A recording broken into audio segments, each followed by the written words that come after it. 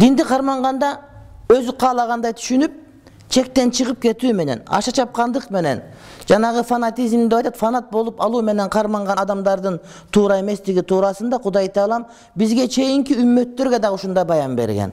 Мисалы үчүн Кур'ан-ы Каримде Ниса сүрөсүнүн 171-аятында Кудай Таалам айтат: "Ya ahlel kitab la taghlu fi dinikum ve la taqulu alallahi illa'l hakka."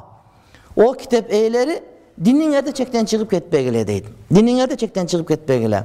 Кейбір адамдар иманы көтеріліп тұрғанда, жазибасы көтеріліп тұрғанда, бір дуасы қабыл болып сүйініп тұрған учурда бір каттуу нерселер өздөрүнө милдет кылып алат дагы, ошону дин деп түшүнө бергендер бар. Бир аз туруп келет, пайгамбарыбыз алейхиссаламдын өзүнө келип туруп, адилеттүү болгон ey Мухаммад деп айткан адамдар болгон.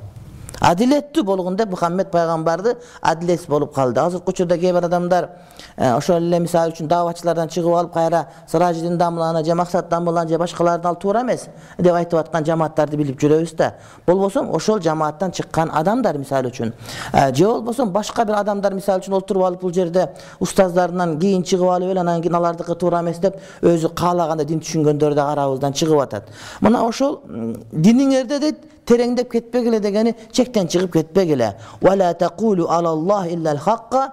Кудай Тааланын акысында акыйкатты гана сүйлөгүлө. Кудайдын динин оюңардан чыгарып, өзүңөр каалагандай силерге жаккан таризде сүйлөбөгүлө. Балким Кудайдын дини Кудай айткандай гана болуш керек дейт. Кабил ахбар айтат. Азирети Дауд алейхиссаламдын убагында ошол динди карманып өтө таква болуп өтө кыйын болуп кеттик дегендер Дауд алейхиссалам үммөттөр өздөрү Дауд алейхиссаламга үйрөтүп башташты динди дейт. Пайгамбарга динди үйрөтүп башташты. Анан ошон үчүн дейт пайгамбарыбыз алейхиссалам биздин үммөткө айтты: "Iyyakum wal ghuluwa fid dini fa inna mahlaka man kana qablakum al ghuluwu fid dini." Силер дейт динде чектен чыгып кеткенден, динде fanatizmге берилип кеткенден сактангыла. Силерден мурдагыларды динге ошентип терең берилип, фанат болуп кеткендери жок кылган дейт. Кейбир адамдарды биз билебиз, ушундай бир учур болду. Сүннөт кийим боюнча көчөдө кийбегиле, үйүңөрдө кийсеңер макул, же бир молдокелер кийсе макул, барың эле кийбегиле, селдер огондо барың эле орой бербегиле, элдердин көз карашы жакшы эмес болуп калат экен, кара кийимдерди кийбегиле, аялдарга башка түстөгү кийимдерди кийгиле, элдерди чочутпагыла деп айтса, силер ушинтип отуруп барып намазды окубай койгула деп айтасыңар деп, ошол аалымдарды жаман көргөн адамдар өздөрү ушундай болушту. Бирок 6 ай, 7 ай, 8 айдан кийин ошол эле адамдардын намазга келбей калганын биз кадимкидей көрдүк, урматтуу бир туугандар.